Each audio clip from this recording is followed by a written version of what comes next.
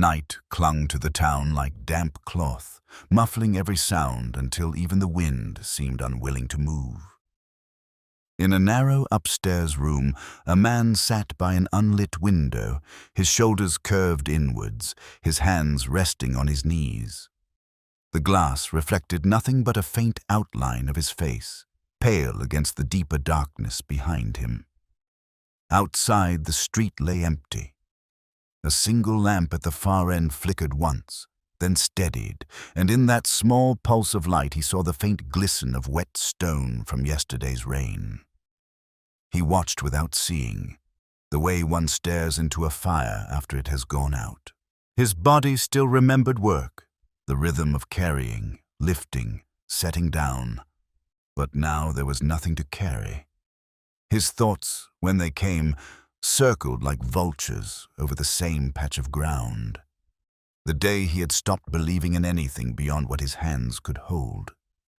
It had been years, but the absence had not softened.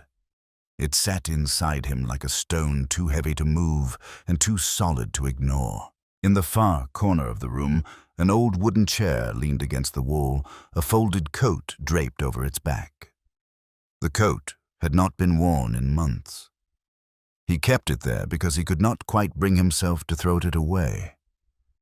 The scent had faded, but if he pressed his face to the collar, he could still imagine the ghost of it. He did not do that anymore. When the first sound reached him, a bell, far off and low, it startled him not because it was loud, but because it was alive. The tone trembled faintly, then came again, stronger. He rose, not with purpose, but because the body resists sitting too long in one place. Downstairs, the air smelled faintly of dust and cold stone. He stepped into the street and was met with a different world than the one he had left the night before. The town was stirring. Doors opened, voices called softly from one window to another. Strips of cloth in blue and white hung from balconies, swaying in a breeze that barely touched his skin. The cobbles were damp underfoot, their uneven faces catching the thin sunlight.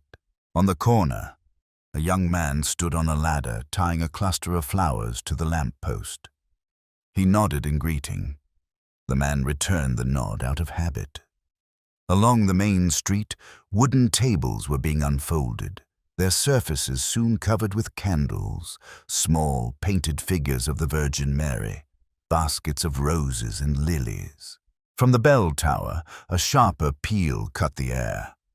He looked up to see the outline of a monk pulling at the ropes, his white robe lifted slightly by the wind. The sound was steady now, deliberate, each strike of metal on metal carrying across the rooftops. The air was rich with scents. Incense from the church steps, bread from the bakery, damp stone still holding the coolness of night. Children darted between the legs of the crowd, their white robes bright against the grey morning. Some wore crowns of paper flowers. Others carried small lanterns, unlit for now. He passed a shop whose door stood open. The woman inside, her hair bound in a scarf, her hands busy arranging cloth, glanced up. "Will you be here tomorrow?" she asked, her voice light, as if the answer were obvious. He gave a small shrug. "We'll see." Her eyes lingered on him a moment longer, then she smiled and turned back to her work. Further on, he crossed the square. The church dominated its far side, a heavy stone building whose facade bore the marks of centuries. Weathered saints in niches, worn steps at the entrance, a door whose brass handle gleamed from countless hands. In the center of the square, workers were building the platform for tomorrow's procession. The wood looked new, but the design was old, unchanged for decades. 4 long beams for the bearers, a flat space above where the statue would stand. He remembered it from years ago, remembered the slow, swaying walk of the men as they carried her through the streets, the smell of flowers and smoke rising around her, the way people reached out to touch the edge of her robe. Back then, He had been one of them. Now he stood apart. The voices of the workers blurred into a hum. The platform's shadow stretched toward him, long and thin in the morning light. He felt something tighten in his chest, not pain, but the echo of it, and turned away. In the narrow alley behind the square, the sound of the bells was muffled, replaced by the low murmur of pigeons shifting in the eaves. He leaned against the wall, eyes closed, letting the cool stone press against his back. A gust of wind slid down the alley, carrying the faint scent of incense. For a moment, it seemed stronger, sharper, as if the source were just behind him. When he opened his eyes and looked back toward the square, the workers were gone. The platform stood alone in the sunlight, and there, propped against its side, was the covered statue. The cloth hid her completely, but the shape was unmistakable. The forward tilt of the head, the curve of the robe. He could not have said why, but he felt certain she was facing him. He looked away first, as though the act of meeting a gaze, even one hidden under cloth, might give something away. The breeze shifted, drawing the scent of flowers from the tables at the far end of the square. A cluster of white lilies lay on their side, petals trembling. Somewhere close, a child laughed, and the sound was so clean and unburdened that it startled him. He kept walking. Past the square, the streets narrowed again. Here, the preparations were smaller, more personal. A paper garland strung between two windows, a single candle set in a jar on a windowsill, a broom leaning against a door frame as if its owner had just stepped inside. Life went on here in its quieter form, the festival only brushing its edges. His path took him toward the edge of town, where the houses grew farther apart. An olive tree bent over the road, its leaves whispering in the light wind. The sun had climbed higher, brightening the dust on the stones, but the air was still cool enough to hold its breath. He passed a well he had known since childhood, the rope frayed, the bucket long gone. The circle of water below reflected a pale sky. He stopped there for a moment, looking down. A memory surfaced. His mother, pulling water from this same well, her hands strong and certain, the smell of damp earth rising with the bucket. She had believed in blessings, not the grand, blinding ones told in books, but the small mercies that came without asking. A faint echo of the bells reached him even here. It sounded different now, not just a call to gather, but a reminder that something was approaching, something set in motion long before this day. He turned back toward the center, drawn not by curiosity, but by the rhythm of those distant chimes. By the time he returned, the square had filled. Vendors called softly to passers-by, offering bread still warm from the oven, bunches of flowers tied with ribbon, strings of beads that caught the sunlight. Children wove between the tables, their laughter weaving through the steady hum of conversation. Above it all, the bells kept their pace.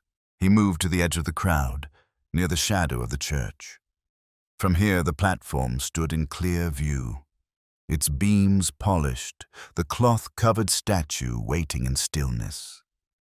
The sunlight pressed along the edges of the cloth, tracing the slope of the shoulders, the curve of the mantle. He felt a shift, not in the air, but in himself, a faint quickening that made him aware of his own heartbeat. It was absurd, he told himself. Just wood and paint beneath fabric, a shape he had seen countless times before. And yet, as the bells rang again, he thought he saw the cloth tremble. No one else seemed to notice. The crowd continued its slow movement, voices rising and falling. A group of women lit candles along the church steps. Smoke curled upward, white against the stone. The scent found him where he stood, threading into the back of his throat. The bells fell silent. For a moment, the square was caught between sounds. Then a single voice began a hymn, low and steady, and others joined until the air was full again. He closed his eyes, not to listen more closely, but to shut something out, something that had begun to lean toward him from across the space. When he opened them, the cloth over the statue was still, but the sense remained. She was looking at him, and she was waiting. The day leaned toward evening, the light turning softer, gilding the rooftops in a thin amber wash. Shadows stretched across the square, touching one another until they joined and pooled at the base of the church. Vendors began to cover their goods with cloth, tying knots in the corners to keep them from the night wind. The smell of baking lingered, but now it mingled with the faint metallic scent of cooling stone. He stayed on the fringe, watching without watching. His hands were buried in his pockets, shoulders slightly hunched, the posture of someone hoping to pass unnoticed. People greeted one another with small embraces, speaking in voices that carried warmth without urgency. A young boy ran past him, a bundle of candles clutched to his chest, his laughter spilling behind him like a ribbon. Near the church steps, two men lifted the cloth covering the statue for only a moment, adjusting it before lowering it again. In that brief gap, he caught a glimpse of painted blue, just the edge of a mantle, no more. Still, the color lodged itself in his vision. Even when he turned away, he saw it against the dimming street. The bells began again, slower now, as if speaking to the dusk instead of the crowd. Each strike seemed to hang longer in the air before fading. The people started to drift toward home, their footsteps a soft shuffle over the cobblestones. In the half-empty square, the platform and its hidden figure seemed larger, more present, as though the absence of noise had made her shape more distinct. He took the long way home, avoiding the main streets. The narrow lanes were quiet except for the occasional creak of a shutter. Somewhere close, someone was playing a slow tune on a stringed instrument, the notes fragile as breath. They followed him until the sound blurred into the rhythm of his own steps. Inside his room, he left the light unlit. The window showed the faint outline of the bell tower against the night. He sat again in his chair, elbows on his knees, the image of that single strip of blue returning unbidden. It was nothing, he told himself. A painted surface under cloth, an accident of timing. Yet when he closed his eyes, the color remained, vivid and unmoving. And with it came the unsettling sense that she knew him, not in the way one knows a face from the crowd, but in the way the ocean knows the shore. Constant, inevitable, patient. Outside, the bells rang one final time before falling silent. He listened until the echo faded, leaving only the slow, steady beat of his own heart. Tomorrow, he told himself, he would keep his distance, but some part of him, the part that still remembered the feel of cold water in a bucket and the warmth of a hand on his shoulder, already knew that he would be there when she passed. Before dawn, the air held the taste of stone, cool and a little metallic, as if the night had pressed its mouth against the town and breathed out slowly. He woke before the bells, without deciding to, and lay a moment listening to the stillness. The window was a darker rectangle against the dark. A thin line of gray began to lift the edge of the roofs outside, the color not yet morning, only the suggestion of it. He rinsed his face in water that felt colder than it had any right to feel, the shock settling him into himself. The mirror showed a man some years older than the last time he had studied his reflection with any care. He touched the stubble at his jaw, then let his hand fall. He told himself again that he would keep his distance.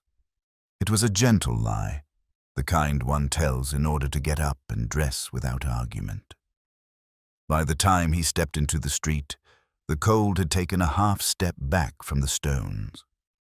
A baker opened his shutters, and a cloud of warm air drifted out, sweet and yeasty. The first bell spoke once, low and patient, then again, gathering itself. He followed the sound as if it had a rope attached to it, and the rope had looped around his chest. In the square, the platform waited in quiet readiness, the cloth over the statue smoothed by a careful hand. Men with sleeves rolled past their elbows tested the joints, lifted each corner, and set it down again, not from doubt, from respect. The beams had been polished until a faint sheen lived in the grain. As he drew near, he could see the marks of the plane, the small ripples left by a craftsman who trusted his eye more than any straight edge. The elderly shopkeeper from the corner appeared at his side as if the air had made her from breath. She carried a small paper bag that smelled of anise. "Take one," she said, and held it out. He shook his head. "Take one," she repeated, softer. And this time he did, the small cookie warm against his palm. "Tomorrow you will need strength," she added, and moved away before he could answer. He stood with the taste of anise on his tongue and the sense of being seen, not as a curiosity, but as a person who might be needed. The church doors stood open, shadows pooled behind them. From within came the faint rustle of vestments, the dry click of a latch, the soft thud of a book placed on wood. He stepped only as far as the threshold. To enter felt like more than he had been willing to do for a long time. A priest crossed the narthex and paused when he noticed the figure in the doorway. He was not young and not old, with the kind of face that looked like it had been shaped by weather rather than time. "Good morning," the priest said. "You are early." "The bells woke me," he said, which was true enough. "They wake all of us," the priest replied, and there was no pressure in his voice. He did not ask for a confession or offer advice. He only added, "If the noise in here is too loud, the garden is open. It keeps its own silence." And he walked on. The garden was a square of earth tucked between stone walls, a place where rosemary and thyme had outlived the hands that planted them. A bench stood under a fig tree, its leaves still small. He sat and listened to a quiet that had weight to it, a quiet that belonged to the soil. In the wall, a small fountain spout was dry, its basin dusty, though the stone around it smelled faintly of water that had been there some time ago. He placed his fingers on the rim and felt a coolness that made no sense. He lifted his hand and rubbed a thumb against forefinger as if to confirm that he had touched anything at all. Children's voices arrived like birds. He left the garden and found the choir gathering in the side lane, white robes held up to keep from dragging on the grit.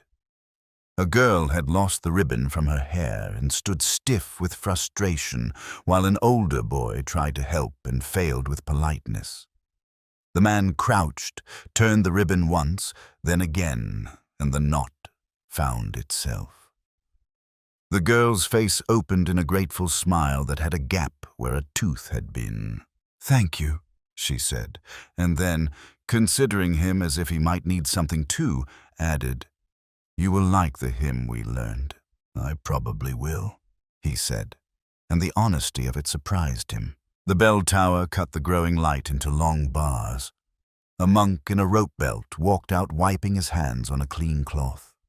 He nodded to the man and nodded to the sky as if greeting both with equal courtesy. "The wind will be tricky by noon," he said to no one in particular, then added in the same tone, "She never minds," and went back in. The pronoun hung in the air like a lifted hand. The man felt it touch his shoulder. Along the market lane, candles were being counted into shallow wooden boxes. The nurse from the hospital across the river, still in pale green scrubs under her coat, chose a bundle with care and paid with small bills folded twice. She tucked the candles into the deep pocket of her coat and held her hand there a moment as if she needed to feel their presence. He recognized the look in her eyes, the way people look when they are holding themselves together with thread. She noticed him looking and offered a small nod that asked for nothing. He returned it in the same currency. A stranger had arrived in town with a camera case slung across his back. He moved like someone accustomed to passing through places, his eyes scanning edges rather than faces, the way a man reads a map. He took note of the platform, of the lines the crowd would make, of the path the statue would travel. When he lifted his lens for a test shot, he did not take the picture. He lowered the camera and looked instead. Something in that choice made the man relax by a fraction, though he could not have explained why. By mid-morning, the heat settled in the square as a thin film. Incense lifted from the church steps in quiet spirals, their trails taken apart and put back together by light breezes that came and went without warning. The bearers gathered, 4 men chosen for balance and care rather than size, and the overseer explained again the cadence of their steps. He spoke in short phrases that carried authority without pride. The man drew closer, the way a person drifts toward the sound of a language he once spoke. He found himself within reach of the forward beam. The polish gave the wood a softness at the surface, but the weight of the grain pressed its presence through to the skin. Without deciding to, he placed his palm flat against it. Warmth rose into his hand. He lifted it, set it down again, and the warmth increased, not heat, an inhabited temperature, as if someone had just taken their hand away and his had replaced it. He looked for the sun and found that he stood in shade. He did not move. "Good wood," one of the bearers said, and then he noticed the way the man's hand lay on the beam and added, "Some of it remembers." It sounded like a joke, yet his voice did not ask to be laughed at. The man removed his palm slowly, and the air felt thin where it had been. 2 oval marks, no color at all, only a change in texture, showed briefly and faded. He flexed his fingers, and they tingled as if he had been holding something heavy and useful. He walked a circuit of the square, gathering small elements he had not allowed himself to collect in years. A woman teaching her son how to carry a candle without dripping wax on his shoes.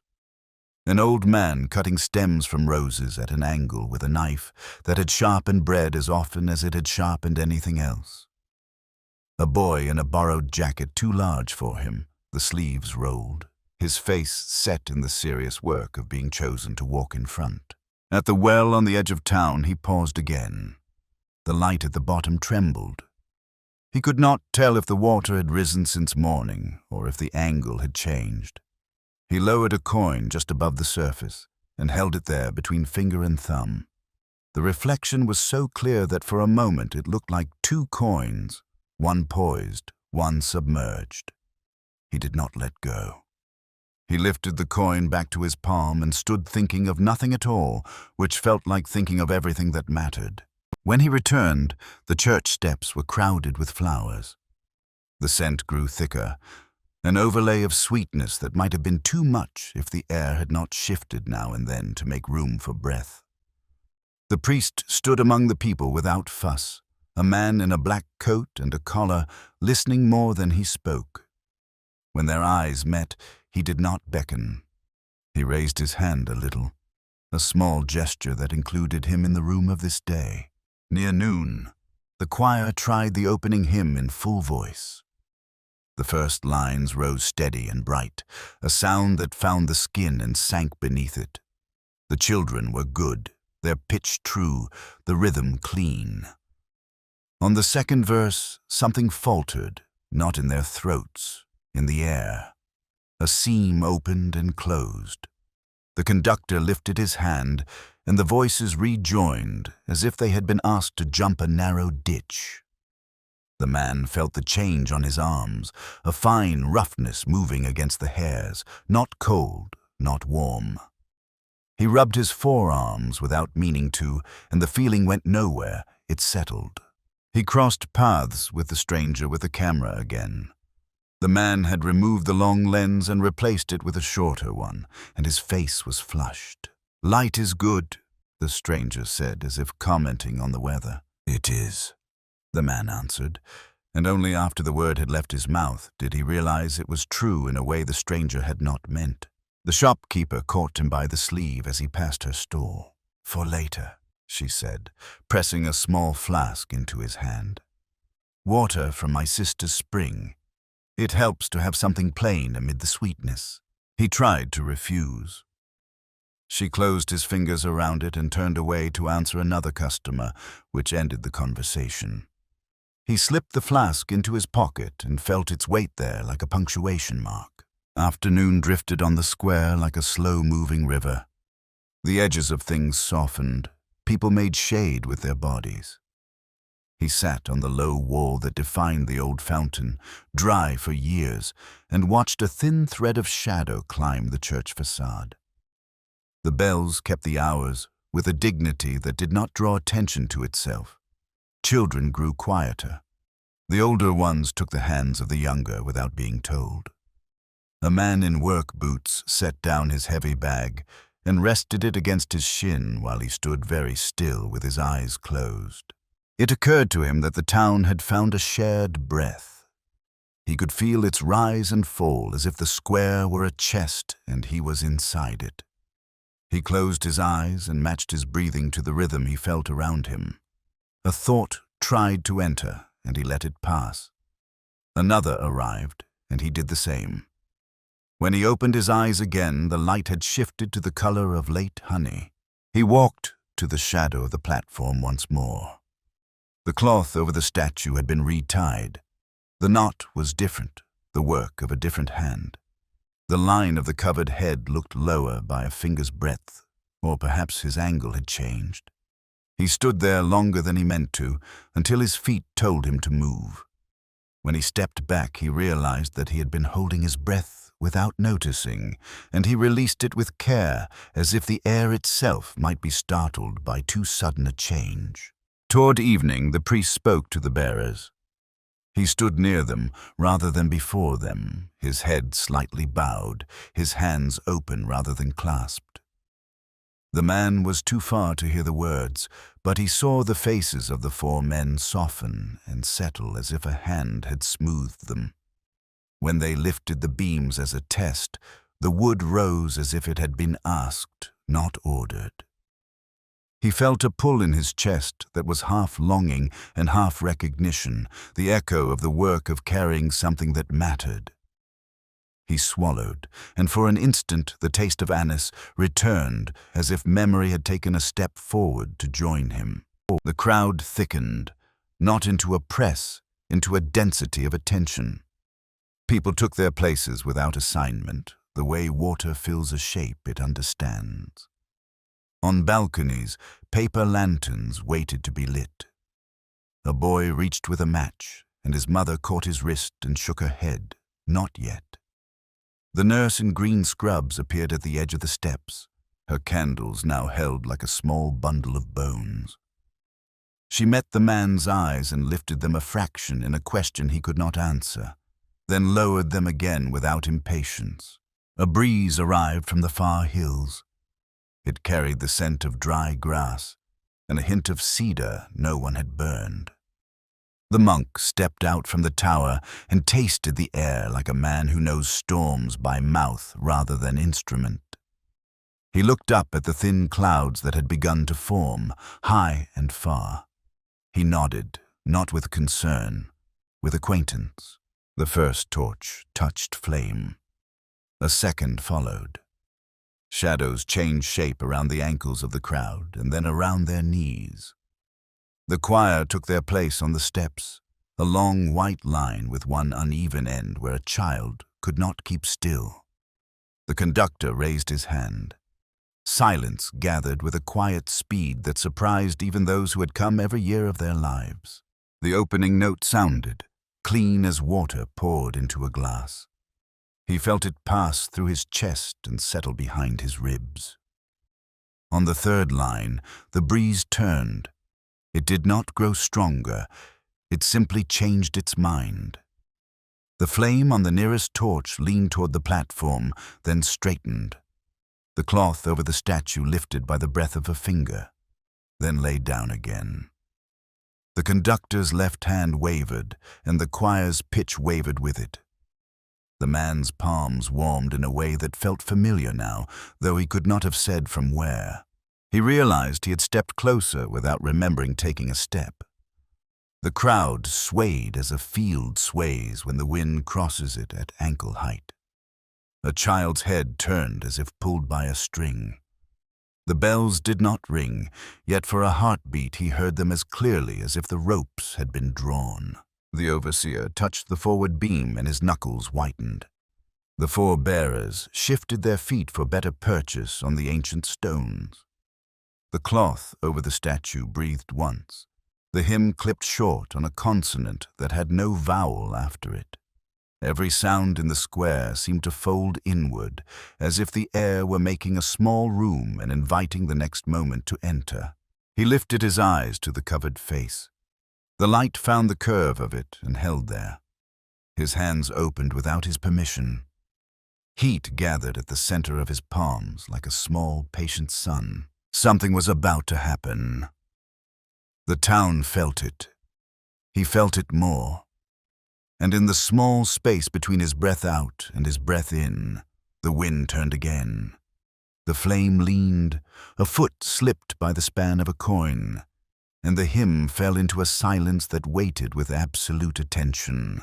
The first beat of the drum was low enough to be felt in the soles before it was heard in the ears.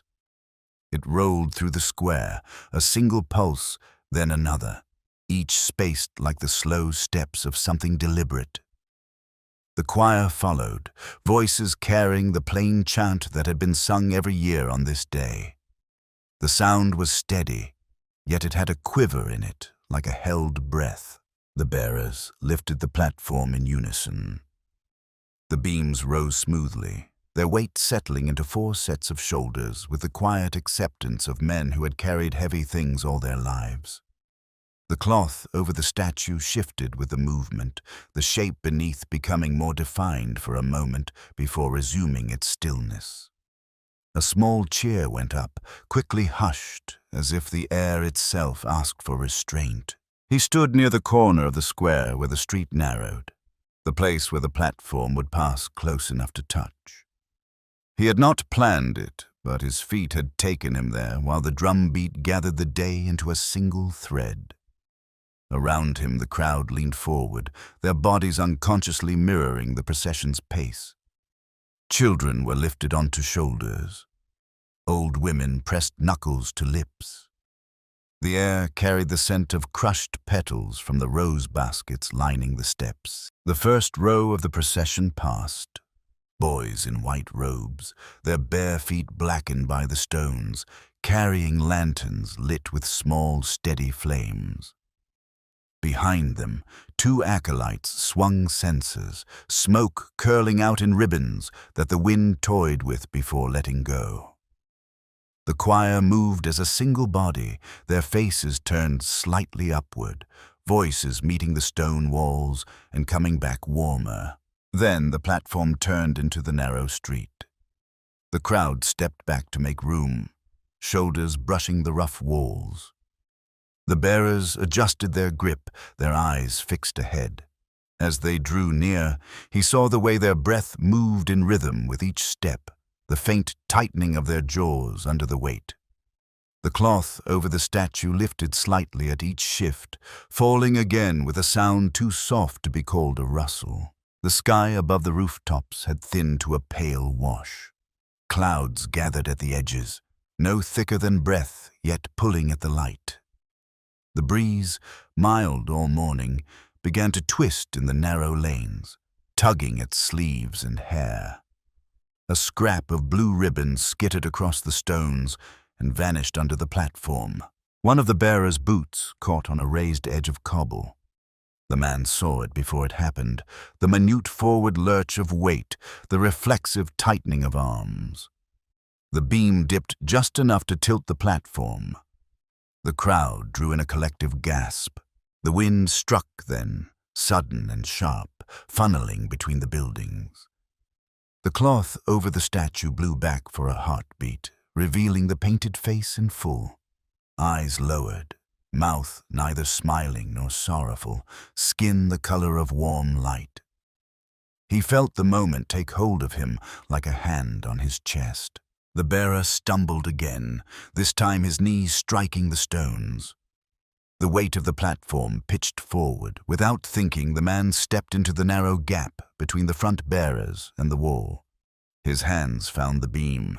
It was heavier than anything he had held before, but the heaviness came with a strange familiarity, as if his muscles had been waiting for this exact shape, this exact burden. The wood was warm under his palms, the grain alive with a slow, steady pulse. His stance widened, his back straightened, and the weight settled into him as though it belonged there. For a moment there was no sound. Not the crowd, not the choir, not the wind. Only the faint creak of wood, the scent of incense thick enough to taste, and the feeling of heat moving from the beam into his hands, up his arms, into his chest. It was not heat like fire, but like water warmed by the sun, surrounding and sinking in. The bearers recovered their footing, their eyes flicking to him but not questioning. Together they steadied the platform. The cloth fell back into place, hiding the painted face once more. Yet behind that veil, he could still feel the weight of her gaze, steady and knowing. The overseer gave a single nod, the signal to move on. The man stepped back into the crowd, his hands empty but still tingling, the shape of the beam pressed into his skin. A boy standing near him whispered something to his mother, who turned and looked at him with a softness that was neither gratitude nor surprise, but a mixture of both. The drum beat resumed, as though nothing had interrupted it. The choir's voices rose again, but in their tone there was a new note, barely audible, like a thread of gold woven through cloth.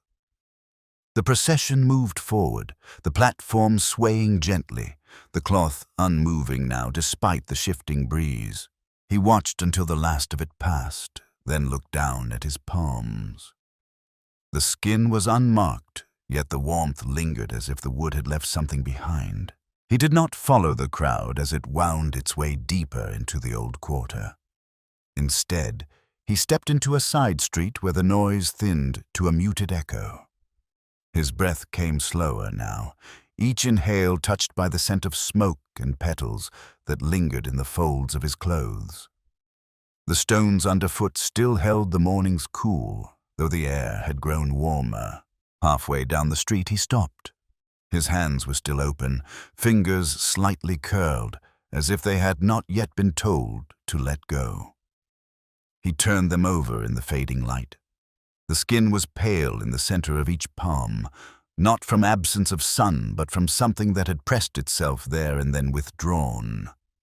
He rubbed them together once and felt again that pulse, slow, certain, patient, though no wood was near him now. A sound drew his head up. The bells, far off, ringing in a pattern different from the hour-marking toll. This was the procession's call, meant to signal its approach to the next quarter. But to him it felt like an echo of something already past, a reminder of the moment when the cloth had lifted and the painted face had met his eyes. He returned to the square. The platform was gone, the stalls half-packed, petals scattered across the stones like pages torn from a book. A few people lingered, a boy collecting candle stubs, an old man folding a chair, a pair of women sweeping the steps.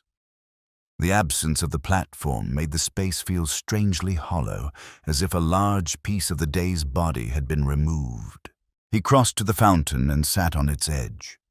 The dry basin, cracked in places, smelled faintly of rain that had not yet come.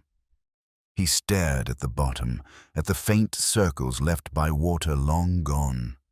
His mind replayed the tilt of the platform, the weight settling into his arms, the warmth that had flowed inward instead of pressing down. He wondered if anyone else had felt it, or if it had passed only through him. The sky deepened toward evening. Windows lit one by one, small squares of gold in the stone. He rose and began the walk home, his steps unhurried. At the corner near the shop, the old woman looked up from tying her shutters and nodded once, as though to confirm something to herself. She did not speak, neither did he. In his room, he left the lamp unlit. The bell tower was only a darker shape now, its outline just visible against the sky's last blue. He sat by the window, elbows on the sill, watching the light fade. His hands rested palm up on his knees, as if waiting for something to return to them. Long after the street had emptied, he felt it, a trace of warmth blooming slowly in the center of each hand. It did not spread far, only enough to remind him of the weight, the grain of the wood, the presence behind the cloth. He closed his fingers gently, holding the sensation in the dark. Outside, somewhere between the walls of the old quarter, a single bell rang once and fell silent. The morning after carried the scent of ash and flowers, a strange blend that belonged to no season in particular. He woke with the heaviness of a man who had walked far, though the streets of the day before were few. In his palms, faint warmth lingered, the ghost of weight that had never turned to pain. He washed his face, dressed without thought, and stepped outside before the sun had cleared the rooftops. The town was still. Doors stayed shut, shutters drawn halfway, as if the whole place had agreed to sleep longer. Only the baker's chimney gave a thin line of smoke to the pale sky. He walked past the square, now bare but for petals caught in the cracks between stones. The fountain sat empty, dry basin cupping the shadow of its own rim. A path led away from the square toward the low hills. It was narrow, bordered by rough walls where lichen and moss found grip. The stones here were older, irregular, worn smooth in places by feet that had passed for generations. He did not know why he took this way, only that his steps did not pause at the turning.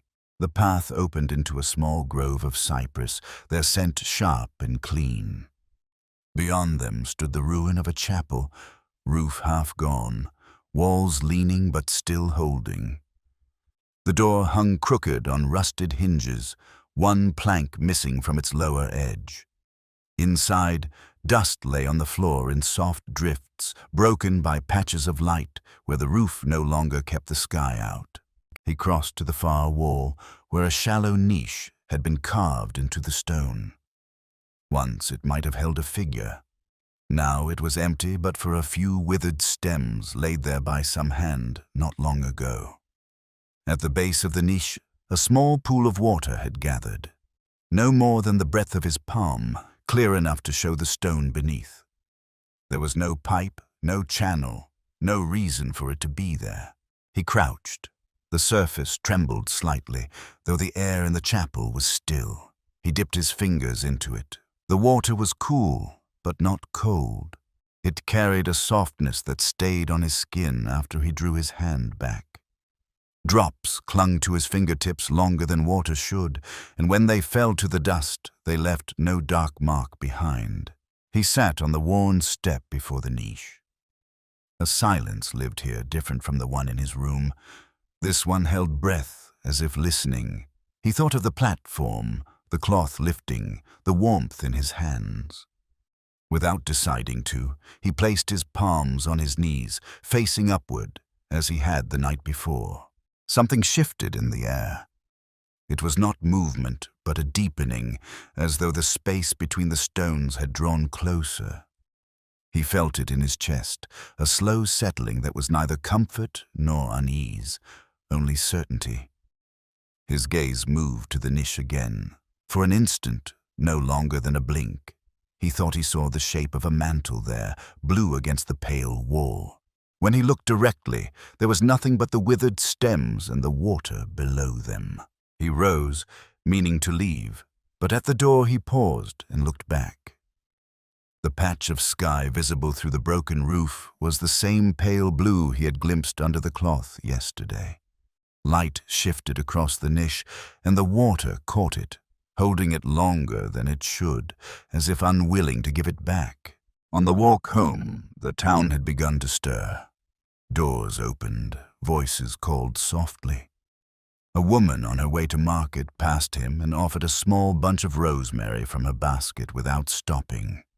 He took it without a word, the scent sharp in his hand. That night, he dreamed of a candle burning in a room with no wind. The flame did not move, yet the light reached every corner.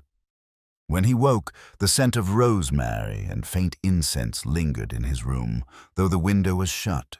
By midday the next day, the town was no longer its usual self.